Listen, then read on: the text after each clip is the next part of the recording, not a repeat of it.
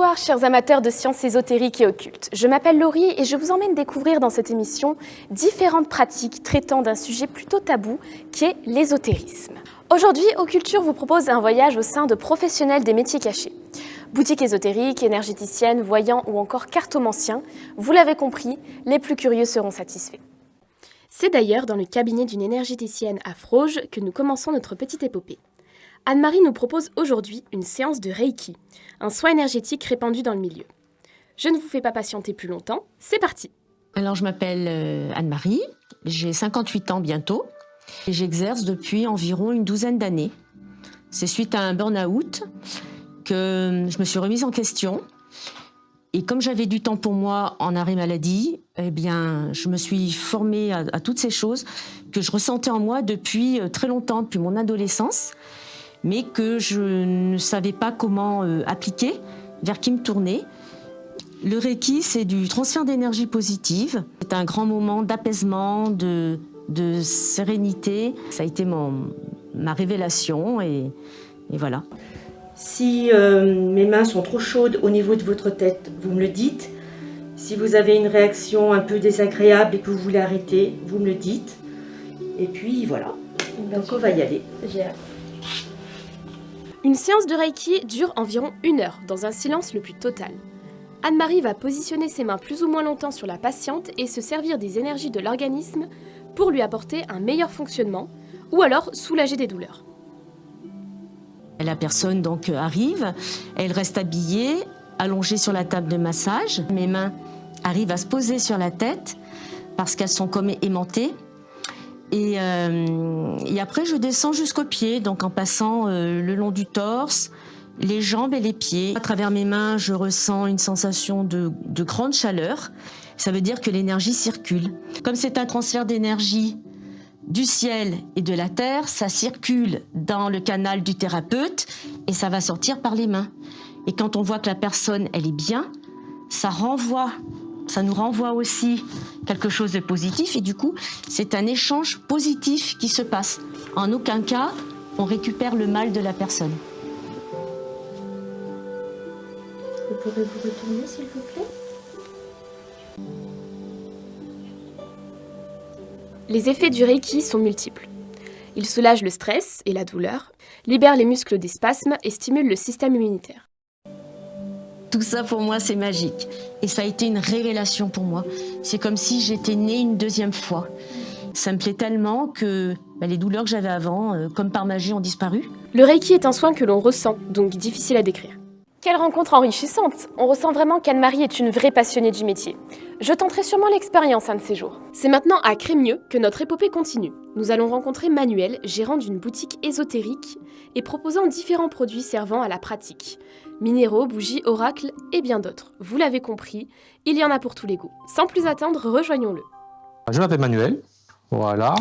Je suis le responsable, le propriétaire de la boutique La Canne Grimoire ici à Crémieux, avec tout ça qu'on a dans une boutique ésotérique, des minéraux, des bougies, des jeux de cartes, tout outil ou article pour développer, on va dire, dans le contexte ésotérique, ou aussi du bien-être.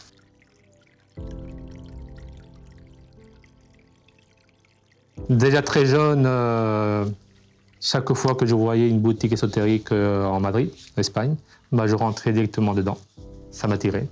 Voilà. Dans mon époque d'adolescence, lycée et tout ça, aussi en même temps, j'étais dans un groupe de parapsychologues en Madrid. C'était tout ça qui m'a fait prendre beaucoup de curiosité sur le domaine.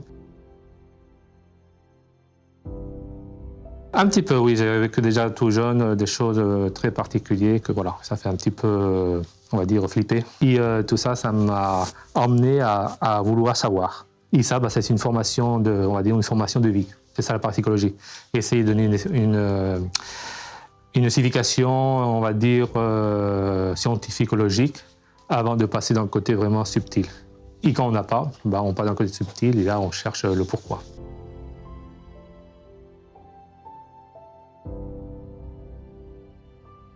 On ne peut pas dire qu'il y a vraiment des tranches d'âge parce qu'il y a des adolescents qui sont déjà curieux Mais le plus curieux, le plus intéressant, c'est que 90% des gens qui rentrent ici, c'est des femmes. Et 10% qui restent, des hommes qui sont obligés de rentrer parce que leur femme y rentre.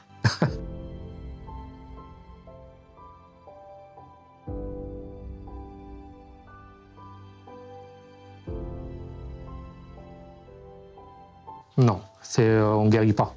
On soulage, on peut aider, mais on ne guérit pas. Ça, c'est pas vrai. Oui, elle est bien faite, mais après, il faut savoir, l'ésotérisme, c'est pas seulement pour... c'est une démarche personnelle aussi, beaucoup de fois. C'est une démarche en dehors des religions, on va dire. C'est une démarche spirituelle. Cette boutique nous plonge vraiment dans l'univers de l'ésotérisme. Les décorations sont toutes plus fantastiques les unes que les autres et on ressent que Manuel a pris du plaisir à nous parler de son métier. Et tout de suite, direction Uriage-les-Bains où nous attend G-Marc, pratiquant la voyance par la cartomancie et la chiromancie. Tout ça vous est peut-être encore inconnu, mais il nous expliquera tout une fois sur place. Prêt? Allons-y. Alors, une séance de voyance type, on commence par ce qu'on appelle la chirologie ou la chiromancie, qui veut dire la même chose, c'est les lignes de la main.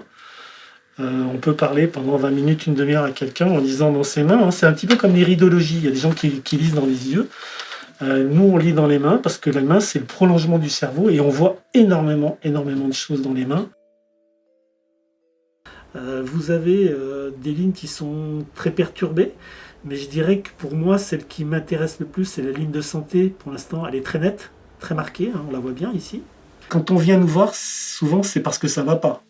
Sinon, les gens ne viennent pas. Donc déjà, on a des gens qui sont parfois en détresse sentimentale, qui sont dans ce qu'on appelle des creusets affectifs, dans des manques affectifs, parce qu'il y a un divorce ou parce qu'il y a des choses comme ça ne va pas dans leur vie. Ça, c'est pour le domaine du sentimental. Et puis, on a les domaines, on va dire, de consultants qui viennent pour le professionnel. Après, on nous dit, vous faites des effets placebo. Oui, pourquoi pas ? Les médecins nous disent c'est un effet placebo, mais si on arrive à guérir 90% de notre clientèle avec un effet placebo, faites-le aussi. Tous ces gens-là se rendent compte qu'effectivement il se passe quelque chose qui est de l'ordre, on ne sait pas la foi mystique. Nous, on a une foi mystique quand même. Si on ne croit pas en ce qu'on fait, ça ne marche pas.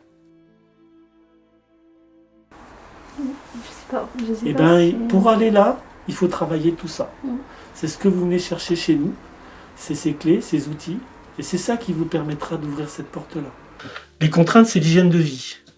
L'hygiène de vie, parce qu'on ne peut pas se permettre, par exemple, de boire de l'alcool ou d'avoir une vie un peu dissolue, parce qu'il faut qu'on ait un esprit qui soit complètement tranquille quand on fait ça. Il ne faut pas être perturbé par son tamis émotionnel. La contrainte, c'est ne pas blesser les gens. On n'est pas là pour blesser les gens, on n'est pas là pour leur faire du mal, on n'est pas là pour... voilà, on est simplement des guides, on n'est pas des donneurs de leçons.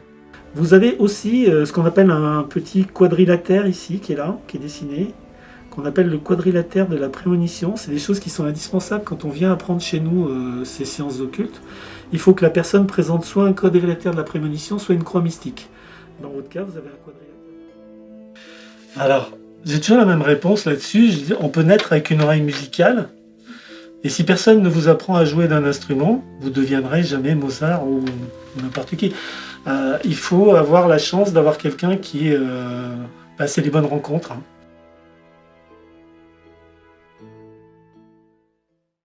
C'est ainsi que s'achève notre épopée du jour. Nous sommes ravis d'avoir partagé cette expérience avec vous et espérons que cela vous aura été enrichissant. En tout cas, ces rencontres nous ont été très instructives et nous auront permis d'en connaître davantage sur ces métiers peu connus du public. Merci à nos invités du jour et à vous de nous avoir suivis aujourd'hui. N'hésitez pas à nous mentionner sur vos réseaux pour nous donner votre avis ou vos suggestions sur Occulture. À la prochaine pour de nouvelles aventures mystérieuses.